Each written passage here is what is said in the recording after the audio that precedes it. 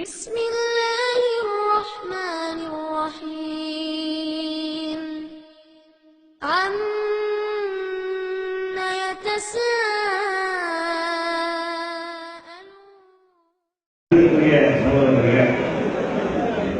அல்லாஹ்வுடைய மாபெரும் பேரருளால் ஒரு சிறந்த பணியை நம்மிடம் வாங்குவதற்கான வாய்ப்பை அல்லாஹ் நமக்கு வழங்கியிருக்கிறார். பொதுவாக இஸ்லாம் மார்க்கத்திலே மனிதர்களுக்காக சமுதாயத்திற்காக செய்கிற நன்மைகள் எல்லாம் ஒரு இபாதத்தாக வழக்கமாக கருதப்படும் என்பதை எனக்கு முன்னால் உங்களுக்கு சொல்லியிருக்கிறார்கள். இந்த காரியத்திற்கான கூலி அல்லாஹ்விடத்தில் இருக்கிறது என்பது மிகப்பெரிய நன்மை. ஏன்னா அந்த கூலி அல்லாஹ்விடம் கிடைக்கிற கூலிக்கு நிகரான கூலி எதுவுமே கிடையாது. அது உங்க உள்ளத்தில் இருக்கிறதுனாலதான் இவ்வளவு தியாகம் பண்ணி வந்திருக்கிறீங்க. ஒவ்வொரு நிவாரண பணியில் ஈடுபடக்கூடியவர்களும் காசுக்காக ஈடுபட்டுக் கொண்டிருக்கிறார்கள், கொள்ளையடிப்பதற்காக ஈடுபட்டுக் கொண்டிருக்கிறார்கள். அரசாங்கத்திலே பொருள்களை வாங்கி பாதியை அவர்கள் சுருட்டிக் கொண்டு மீதியை கொடுத்து ஏமாற்றக்கூடியவர்கள் அந்த பணியில் ஈடுபட்டுக் கொண்டிருக்கிறார்கள். நாம அவ்வளவு தொலைவிலிருந்து பிரயாணம் செய்து வந்திருக்கிறோம் என்று சொன்னால் இதுல எந்த விதமான உலக ஆதாயமும் நமக்கு இல்லை. இதை உணர்ந்துதான் வந்திருக்கிறீர்கள். இதை தனியாக சுட்டிக்காட்ட வேண்டியது.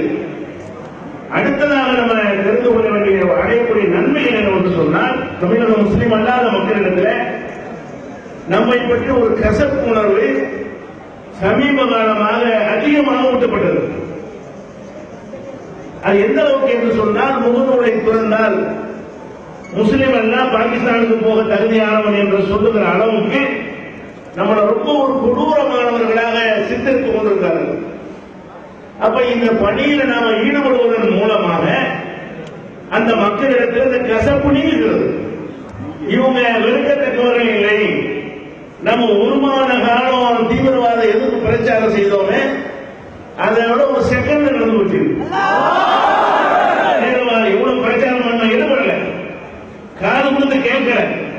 இவ்வளவு பிரச்சாரங்கள் செய்த பிறகு அதுதான் சொல்லிட்டு இருந்தாங்க முஸ்லிம் தீவிரவாதிகள். அப்ப அந்த பிரச்சாரங்கள் மிகச்சிலரை தான் ஈர்த்ததை தவிர நாம் நினைத்த ஒரு பெரிய ஒரு மாற்றம் சமூகத்தில் ஏற்படவே இல்லை. இப்ப ஏற்பட்டதா இல்லையா? முகநூலை துறந்தால், பேப்பரை துறந்தால், டிவியை திறந்தால் ஒரே முஸ்லிம் சமுதாயம் செய்கிற பணிதான். முஸ்லிம் அல்லாத மக்களை கேட்கிறார்கள். எந்த அளவுக்கு எழுதுகிறார்கள் என்று சொன்னால், இனி ஒரு பள்ளிவாசலை நம்ம இடிக்க மாட்டோம், இடிக்க விட மாட்டோம், நாளைக்கு நமக்கு தங்குவதற்கு உதவுகிறது, கேட்டா நாளைக்கு நம்ம தங்குவதற்கு உதவுகிறது என்று சொல்லி கமாண்ட் போடுகிற அளவுக்கு நிலைமை மாறி இருக்கிறது. இது ஒரு பெரிய நன்மை. உலகத்தில் நம்ம கண்கூடாக ஓரிரு நாளில் பெற்ற நன்மை. அடுத்த நன்மை என்னவென்று சொன்னால், இதை ஒட்டி வரக்கூடிய நன்மை. இந்த கசப்பு பிடிக்கிறது என்று சொன்னால், ஏன் இப்படி இவர்கள் பணி செய்கிறார்கள்? அரசு செய்யவில்லை, அதிகாரிகள் செய்யவில்லை, வேற வேற சமய ஆன்மீக குருமார்கள் செய்யவில்லை, இந்து சாமியார்கள் செய்யவில்லை, கிறிஸ்துவ பாதிரிகள் எல்லாம் வெள்ள உடை உடைத்து ஏழை மக்கள்கிட்ட போய் மதமாற்றம் செய்வதற்கு உதவி செய்தவர்கள் எல்லாம் இப்ப காண சேர்ந்து இறங்க தயாராகல, அழுக்கப்படாமல் பணி செய்வதற்கு தயாராக இருக்கிறார்கள். அப்ப உயிரை கொடுத்து தியாகம் செய்ய தயாராக இல்லை. இவர்கள் மாத்திரம் ஏன் இருக்கிறார்கள் அப்படின்னு நினைப்பார்கள். அந்த மக்கள் உள்ளத்தில் கசப்புடுங்கிய பிறகு இவர்கள் மாத்திரம் எப்படி செய்கிறார்கள் அதை எழுதுறாங்க. இது செய்கிறார்கள் என்று சொன்னால் இவர்களுக்கு ஒரு ரோல் மாடல் உண்டு. அதுதான் முகமது நபி. முஸ்லிம் அல்லாத மக்கள் பதிவு போடுகிறார்கள். இப்படி எல்லாம் இவர்கள் செய்வதை பார்க்கும் பொழுது இவங்களுக்கு ஒரு ரோல் மாடல் இருக்கிறது. அவர்தான் முகமது நபி. அப்ப அவர்தான் கூட்டம் கூட்டமா வந்துடும். தமிழக முதல்வர் சொல்கிறார், முஸ்லிம் அமைப்புகள் இன்னைக்கு பணி செய்ய நம்ம பேரை சொல்லாவிட்டாலும் நம்ம செஞ்சு கொண்டிருக்கிறோம். முஸ்லிம் அமைப்புகள் செய்கிற இந்த பணிகள் எல்லாம் எதையும் எதிர்பார்த்து செய்யவில்லை. அவர்கள் எந்த ஆண்டவனை நம்புகிறார்களோ அந்த ஆண்டவனத்தை கூலிக்காகத்தான் செய்கிறார்களே. இதை விட ஒரு நற்சான்று என்ன வேணும்? மக்கள் மத்தியில முதல்வர்ல இருந்து கீழே உள்ள வரைக்கும், குப்பல்ல இருந்து சுப்பல் வரைக்கும் அத்தனை மக்களுடைய உள்ளங்கள்லயே நல்ல மாற்றுவாங்க, அல்லாவுக்காக செய்யறாங்கல்ல, கடவுளுக்காக செய்யறாங்கல்ல, உணவு துன்பங்களை தாங்கி கொண்டு செய்யறாங்கல்ல, இந்த நானும் முஸ்லீம் ஆகிவிடுவேன் என்றெல்லாம் எழுதுகிறார்கள். வெளிநாட்டில் தான் போடுகிறார்கள். நாங்கள் இந்தியாவில் இருந்தால் இந்த கூட்டத்தில் சேர்ந்து முஸ்லிமா ஆகிவிடலாம். இன்னும் சொல்ல போனால் வெளிநாடுகளில் இருந்து வெளியூர்களில் இருந்து இஸ்லாத்தையும் முஸ்லிம்களை கொச்சையாக முகநூலில் எழுதி கொண்டிருந்தார்களே, அவர்கள் இந்த நிமிடம் முதல் எங்கள் எண்ணத்தை மாற்றிக் கொண்டோம், ஒவ்வொருவரும் ஜமாத்துக்கு தௌஹீத் ஜமாத்துக்கு நிதி அனுப்புவது என்று எழுதுகிற அளவுக்கு மாற்றத்தை எல்லாம் ஏற்படுத்தியிருக்கிறான். அப்ப அடுத்த நன்மை ஒன்று கசப்பு நீங்கிறது, இரண்டாவது இஸ்லாமிய நோக்கி அவர்கள் ஈர்க்கப்படுகிறார்கள். அடுத்த நன்மை என்ன? இந்த சங்பரிவாரத்தினுடைய முகத்திரை கிழிக்கப்பட்டிருக்கிறது. முஸ்லிம்களுடைய முஸ்லிம் எதிர்ப்பையே மூலதனமாக வைத்து நம்மை பற்றி தவறாக சித்தரித்து அதையும் தங்களுக்கு ஆதாயமாக ஆக்கிக் கொண்டு வளரலாம் என்று நினைக்கிறார்களே, வளர்ந்து நிற்கிறார்கள் வட இந்தியாவில். அதற்கான அடித்தளத்தை இங்கே போட்டுக் கொண்டிருந்தார்கள். இனி தூள் தூளாக முழுக்கப்பட்டு விட்டார். கேட்கிறாங்க, எல்லாம் கேட்கிறாங்க, எங்க எச்சராக எங்க தமிழிசை எங்க கேட்கலாம். ஊர்ல பாத்தீங்கன்னா தமிழிசை காணாம மாடுகள் செத்த மாடுகளை காப்பாற்றுவதாக இருந்தால் இவர்களை தொடர்பு கொள்ளுங்கள் அப்படின்னு எழுதுற அளவுக்கு மனிதனை காப்பாற்ற வரமாட்டார்கள், மாட்டுக்கு பிரச்சனை என்றால் இவர்களை தொடர்பு கொள்ளுங்கள் பணத்தை எல்லாம் போட்டு அந்த மக்கள் கிண்டல் பண்ணுற நிலைமை ஏற்படுது என்று சொன்னால் நாளைக்கு இந்த சங்பரிவாரம் தடை எடுக்குமா? இந்துக்கள்கிட்ட போக முடியுமா? இந்துக்கள்கிட்ட சொல்லி முஸ்லிம்கள் நமக்கு எதிர்ப்பு காட்ட முடியுமா? தீவிரவாதிகள் பிரச்சாரம் ஈடுபடுமா? முந்தைய நம்ம செஞ்சிருக்கணும். சுனாமி நேரத்தில் இதை விட அதிகமாக சுனாமியால் ஏற்பட்ட பாதிப்பு என்பது பல மடங்கு இதோடு ஒப்பிட்டு பார்த்தால் அதிகமானது. அங்க போய் பணி செஞ்சோம், குணத்தை எல்லாம் எடுத்தோம், மாறி போன நிலையில் எடுத்தோம், மருத்துவம் நடத்தினோம், பலவிதமான காரியங்கள் செய்தாலும் அப்போ ஊடகங்கள் முஸ்லிம்களுடைய எந்த ஒரு சேவையும் சொல்லல. முகநூல்கள்லாம் இல்ல, பேஸ்புக் இல்ல, வாட்ஸ்அப் இல்ல, இதெல்லாம் இல்லாத காரணத்தினால இதை விட பெருசா செஞ்சோம், போய் சேரல. அதான் அந்த காரணத்தை ஏற்படுத்தி வசதியை ஏற்படுத்தி அதை விட சின்ன அளவில் செய்கிறோம். மற்றவர்கள் அதிகம் செஞ்சாலும் சுனாமியோட ஒப்பிட்டால் கம்மி. ஆனால் இவ்வளவு பெரிய செய்தியை மக்கள் நல்லா கொண்டு போயிருக்கிறார்கள் சொன்னால் எல்லா கசப்பை நீக்கிறது ஒண்ணு, இஸ்லாத்தோடு இணைவதற்கான வாசல் திறப்பது ஒண்ணு, சங்பரிவாரம் டோட்டலாக தொடங்கி